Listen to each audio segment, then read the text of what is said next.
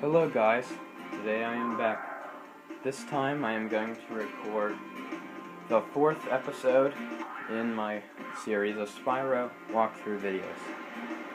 I know it's been a while since I've recorded, but I'm going to get back on that.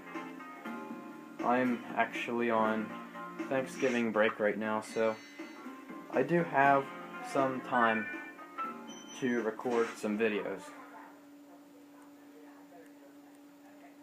If you remember, when I left off, I was recording. We were at Dark Hollow, that nighttime level, but now we're going to move on. And as you can see, the adventure continues. Continues to where? Well, this time we're going to go this way. You might remember seeing this tall tower thing right here. And if you go in, there's a whirlwind. And you want to go up it. And here's the portal we need to get to. Carved inside this mountain ridge right here.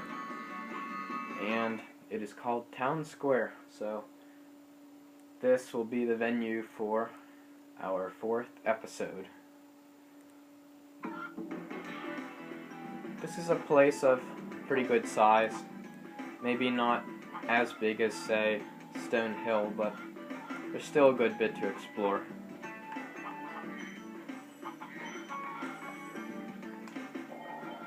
If we run into a situation where Sparks needs help, then here we have hens, we'll just do that.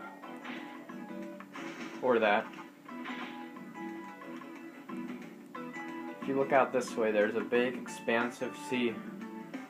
It stretches for a good ways, and then there's some tall mountain peaks beyond that. So what we want to do is we want to go up these steps.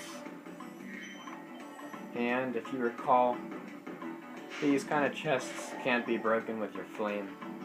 They're made of metal, so you have to charge them. And here we've encountered our first dragon, so let's see what Nils has to say. Welcome to Town Square, Spyro. Begin exploring by gliding to that area with the bull. Use the L2 and R2 buttons to get a good look. That will mark a dozen dragons we have freed from Crystal now. So, as he said, we're gonna need to be able to glide over to this area where the bulls are. There's actually kind of 2 ways to go about attack. Whoa, look at that. Did you see that? He almost knocked us up there. I was kind of seeing if we would get up there, because that would be cool, but it's fine. Not really supposed to go up there yet anyway. But what I was going to say is there's actually 2 ways to go about getting these guys. You can either flame them like that, or if you don't flame them, you can charge them, and it pretty much knocks them up on their hooves. And it's kind of funny looking at him like this. He's like stuck. So just that won't work. So just flame him, and that'll take care of him. Just thought it was kind of interesting how he would stand up like that if you charged him. So next up, we're gonna go up here.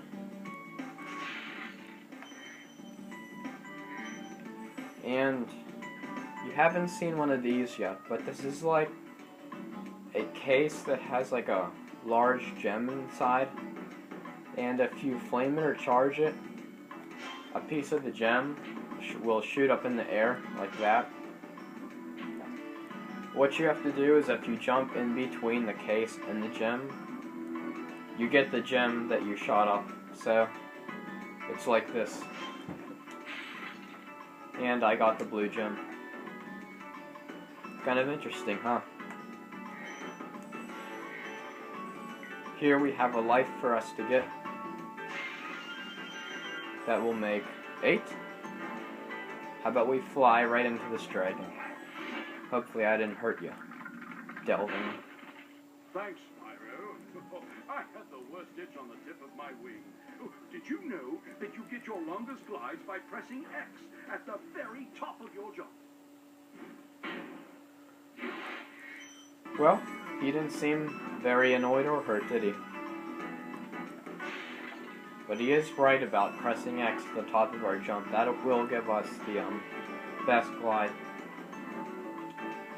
You see, what we have here is this bull is chasing this guy around this fountain. And it's kind of funny to watch. The guy can run faster than the bull, but the bull will just continuously run around in circles. So, what happens if we get rid of him? Well, we're still left with the bull, and now he's chasing us. But we can run faster than the bull, remember?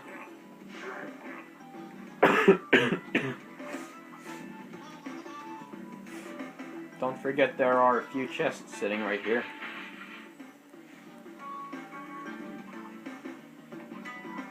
I think you can glide over to this spot over here.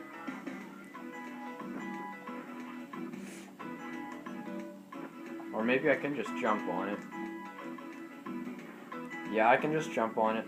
Really nothing up here, obviously, but it's there anyways. Anyhow, here we see several hens and a couple of bulls and another townsperson. Actually, 3 bulls. So there's a lot going on up here, isn't there? I'll make that 4. I didn't see that one. Again, we have another chasing scene right here. I'll end that.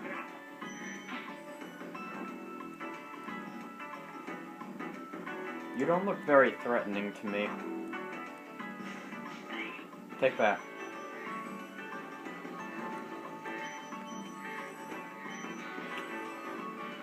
There's a lot of gems right here, watch.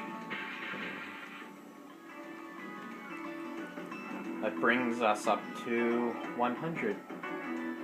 And here we have another dragon, so let's see what he says.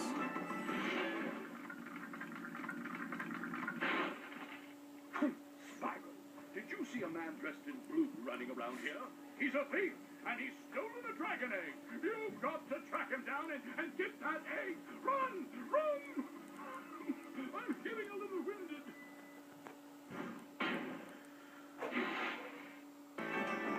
Yeah, so am I today, actually. I feel like I've got a cough.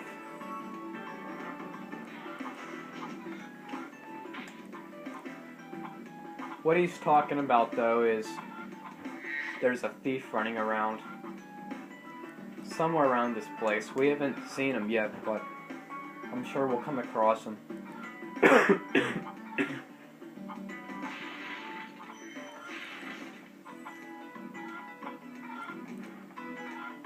And it's kind of hard to realize if you don't know it, but what you actually have to do is glide over onto there from this ledge up here. So that's what we're gonna do. You want to make sure you fly right around this building here, because if you do it wrong, I'll show you. You don't want to do it like this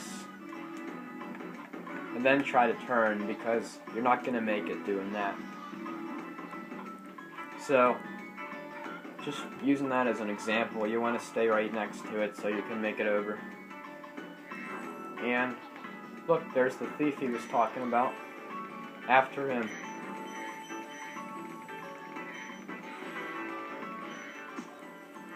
There we go.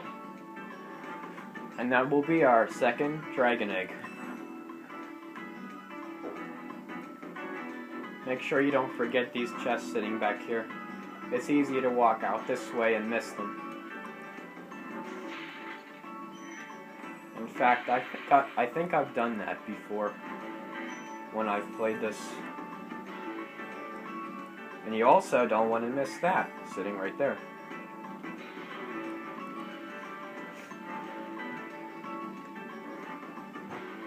So, now we're up here. Remember back when we were down there? And, this up here was actually the place I was talking about. I almost got onto. Now, it's kind of cool.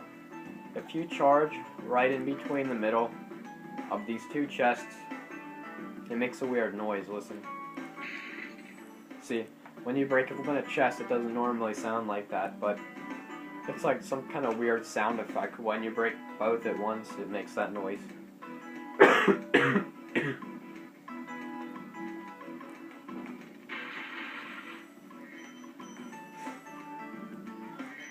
So, lastly, we have to glide over here, where the bull is. He still doesn't see us.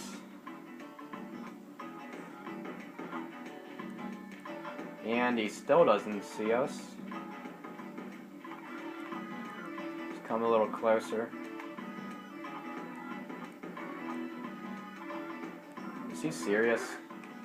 Whoa, did you see that? He was like, he freaked out for a second. Alright, he saw me now. Look at that. Did you see a yellow gem? And actually, what they do is, I'll show you in a minute. First, I'll show you. This is like a, I guess it's like a fan or something. And what you want to do is, when you flame it, it makes the fan rotate faster. So if you flame it continuously, the fan will shear off completely, fly in the air. And sometimes it'll hit stuff. If you like watch where it goes, you can see it break stuff sometimes. Did you notice I got that yellow gem? Yeah, those are gems that are worth 10 gems if you're interested in the whole currency type deal. And we have gotten 200 of 200 gems, and this is our last dragon. His name is actually Thor. Thank you for releasing me. He really doesn't sound like much of a Thor, does he? Anyways, over here, where all the action was taking place, this is where our return home is. And actually, I noticed that Sparks is blue, so we want to get him some food. And yeah, you're probably saying, well, he's been blue for a while, but if he was, I probably just didn't even notice. Or no, it happened when that one bull hit me. And that brings our treasure total up to 600. So that does it for all the normal levels in the Artisan's homeworld. Next, we're going to go to a level called Toasty. It's actually inside this dragon's mouth. Toasty is a boss level, so it's going to be kind of tricky, and I'll show you why in episode 5. But I'm going to save the game here and say so long for now.